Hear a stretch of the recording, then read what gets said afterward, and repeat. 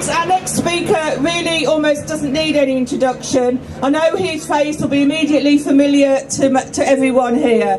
Someone who's campaigned and used art and film to show social injustice and to show inequality throughout our country.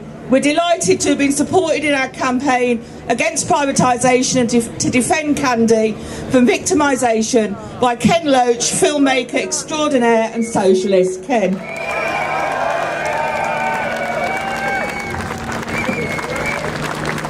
Thanks very much. It's a real pleasure to be here. It's a privilege to be here. And thank you for asking me. It's not usually that you get to speak in front of the enemy, which is such an impressive building. Really extraordinarily impressive. But not half as impressive as the people who were standing on this stage a few minutes ago, because they're the real heroes today. And when you, inside that building, are great works of art made by artists who had a generosity of spirit and an understanding of the human condition that makes their work great. You can't say the same for the bosses. As Megan just said, they are mean-spirited, narrow-minded, short-sighted. They are, amongst the trustees, we've heard there are bankers, investment managers, hedge fund managers, and people you don't want to associate with. But I'd remind them of two things. First of all, the great artist William Blake, who said that where money is concerned, there's no question of art being continued, but war only. And they understand the money. And secondly, I would remind them of the Universal Declaration of Human Rights. Section 23 says that everyone is entitled to a job, to fair pay for their work, and specifically to join a trade union. And that means to represent union members. That's what Candy did. And that's the Universal Declaration of Human Rights that they have broken. So when they're sitting round their dining tables and showing off about their trusteeship of the National Gallery, let them remember they've betrayed the Universal Declaration of Human Rights. But this privatisation is another battle in the long chain of privatisations that began 40 years ago with our great industries, went on through our utilities of electricity, gas, water, continued through the railways until it's now right at the heart of our public services, right at the heart of our health service and our big cultural institutions.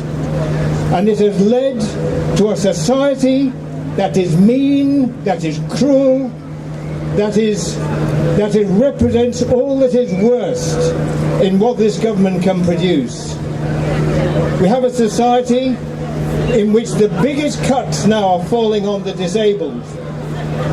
1 in 3, where the disabled child cannot afford heating and food at the same time. What a cruel society they have created for us.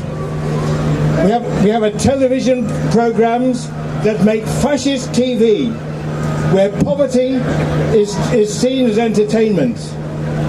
And now the BBC is to make a programme where the poorest people are going to be displayed competing for low-paid jobs. That's the depths to which our public services have sunk. So who will defend us? Who will defend us? Well, we may well ask. The trade unions, of course, will defend us. And PCS are lucky in having the best General Secretary we have, and what an example he is to everyone. If only they were all like Mark. But we're just in the process of seeing a competition to see who will lead the Labour Party. And I couldn't help but notice last week they all went to speak to the employers. And one of them, who is alleged to be on the left, said that he thought the employers were heroes and should be treated as heroes. Well, I'll tell him who the heroes are. The heroes are here, not at the CBI. And we should have one challenge for these so-called Labour leaders.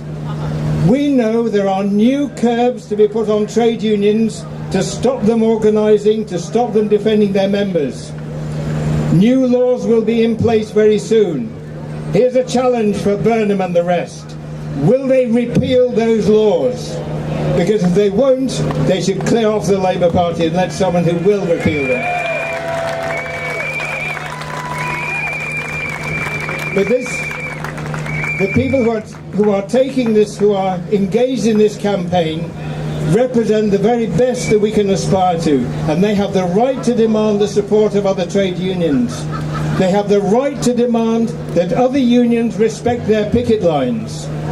They have the right to demand that people who think that they are defending public art and public culture also respect their picket lines and don't go into that place until they're reinstated.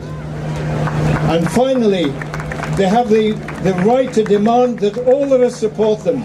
The people walking past now who wonder what this is about, they should support them too, because they represent the very best of the struggles of the trade union movement.